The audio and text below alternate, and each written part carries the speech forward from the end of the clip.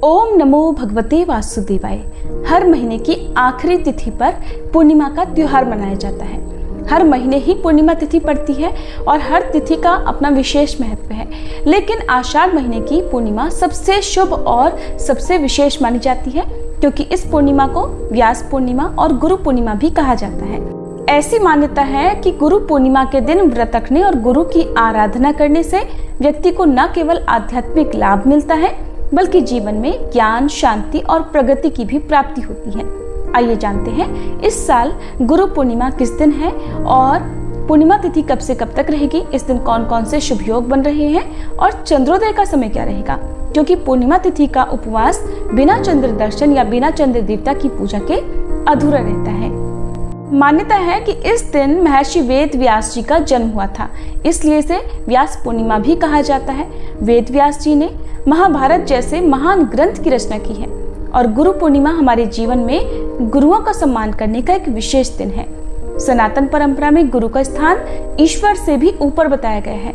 ऐसा भी माना गया है कि इस दिन ही भगवान शिव ने सप्तऋषियों को प्रथम बार ज्ञान प्रदान किया था और वे प्रथम गुरु कहलाए। इस दिन शिष्य अपने गुरु की विशेष पूजा करते समय यथाशक्ति दक्षिणा, पुष्प, वस्त्र आदि भेंट करते हैं। शिष्य इस दिन अपने सारे अवगुणों को अपने गुरु को अर्पित कर देते हैं और अपना सारा भार अपने गुरु को दे देते हैं। गुरु की पूजा और उपासना करके जीवन में हर एक चीज बड़ी सरलता से पाई जा सकती है। इस दिन भगवान सत्यनारायण की पूजा करें और भगवान विष्णु और श्री सत्यनारायण भगवान को फल, मिठाई, पंचामृत, पंजीरी के भोग में तुलसी का पत्ता अवश्य रखें। निर्धन व्यक्तियों को अपनी सामर्थ्य के अनुसार दान दक्षिणा दे, नाखून, बाल इत्यादि ना काटें और लहसुन, प्याज या अन्य तामसिक चीजों का सेवन या स्पर्श करने से बचे रहें। इस बार गुरु पूर्णिमा और आषाढ़ पूर्णिमा है 10 जुलाई दिन गुरुवार को। इसी दिन पूर्णिमा का स्नान, दान और व्रत रहेगा। पूर्णिमा तिथि 10 जुलाई गुरुवार को तड़के 1:36 AM से प्रारंभ होगी और पूर्णिमा तिथि समाप्त होगी 11 जुलाई शुक्रवार को तड़के 2:06 तक। पूर्णिमा तिथि गुरुवार को सूर्योदय से लेकर यानी ब्रह्म मुहूर्त से लेकर मध्यरात्रि तक रहेगी, इसलिए केवल गुरुवार को ही पूर्णिमा का व्रत, उपवास, दान, दीपदान आदि किया जाएगा। 10 जुलाई गुरुवार को प्रातःकाल पूजा मुहूर्त रहेगा सुबह 4:30 बजे से 5:31 तक। शाम की पूजा का शुभ मुहूर्त शाम 7:22 से 8:23 तक। शाम को दीपदान या पूजा करने का सबसे शुभ मुहूर्त रहेगा गोधूली मुहूर्त, जो कि शाम 7:21 से 7:41 तक रहेगा।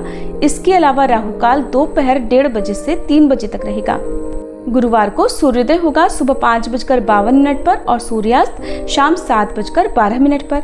ब्रह्म मुहूर्त सुबह 4:16 से 5:04 तक रहेगा।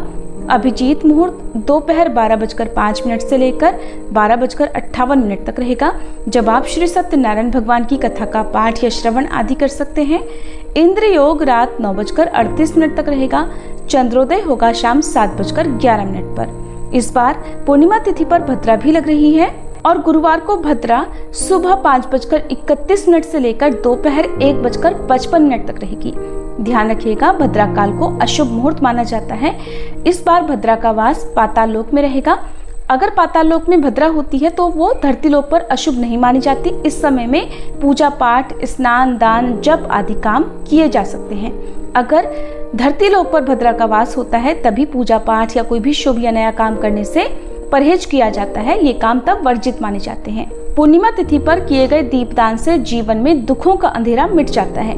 इस दिन आप बहते जल में दीपदान कर सकते हैं।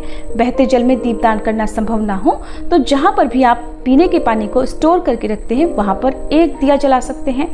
रसोई घर में, मंदिर में, अपने घर के आसपास कोई मंदिर हो वहाँ पर दीपदान कर सकते हैं। पीपल के वृक्ष के नीचे, शमी के पौधे के नीचे और तुलसी जी के पौधे के नीचे भी आप दीपक जलाकर रख सकते हैं। इस दिन मछलियों को आटे की गोलियां खिलाएं, पक्षियों के लिए दाना पानी रखें और भूखे निर्धन लोगों को उनकी जरूरत का सामान दान में दें। इस बार गुरुवार के दिन पूर्णिमा तिथि है, इसलिए ये दिन और भी महत्वपूर्ण हो जाता है। इस दिन देवगुरु बृहस्पति का और भगवान विष्णु का पूजन करने से जीवन में हमेशा सफलता मिलती है, किसी भी काम में रुकावट नहीं आती। और इस दिन यदि पीली चीजों का दान किया जाए, केले के पेड़ का पूजन किया जाए तो जीवन के हर संकट दूर होकर भगवान की कृपा भी पूरे वर्ष भर बनी रहती है। ये थी आज की वीडियो को अंत तक देखने के लिए आप सबका बहुत बहुत